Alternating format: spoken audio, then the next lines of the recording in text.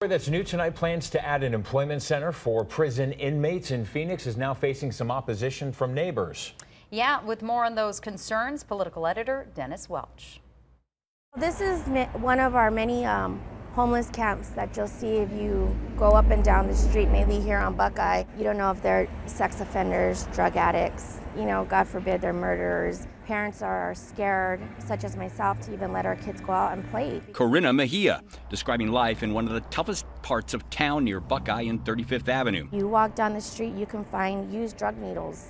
The alleys are packed with drug needles, broken bottles from them drinking liquor. Now she fears her neighborhood is about to get even worse. Governor Ducey is proposing to build a new employment training center for prison inmates on the site of what used to be Tent City. It's a great idea, but it's the wrong place for a great idea. Civil rights attorney Stephen Montoya. An expansion of the correctional presence in that neighborhood would devastate it and perhaps end it. Several jails, a minimum security state prison, and a large homeless shelter all sit within short distances of local schools.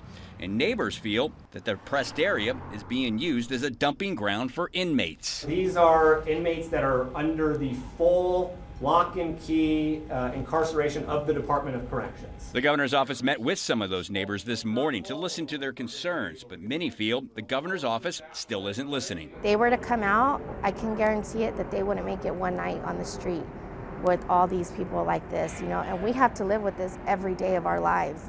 We have to protect our children, and do what's best for them. And the governor's office right now says that they would be willing to consider other locations. However, at this point right now, there are no other locations being looked at except for the one down there by Lower Buckeye.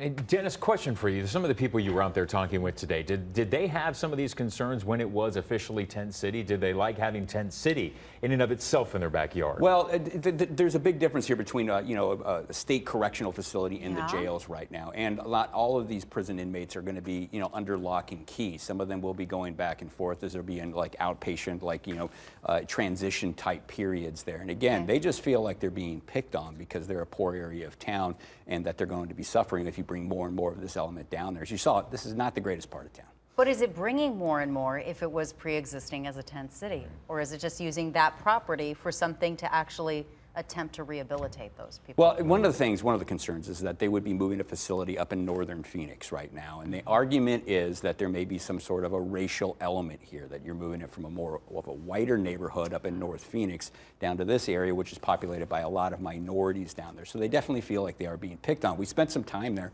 and it is kind of interesting when you look at just how close a lot of schools are to this. There's a couple of elementary schools right there in the area. And there's this attitude amongst a lot of the neighbors. There's like, look, we know it's bad here, so if you're not going to make it better, try not to make it any worse than it already is. One of those stories of if not here, then where, and not in my neighborhood, not right? in my neighborhood. Dennis, as always, thank you.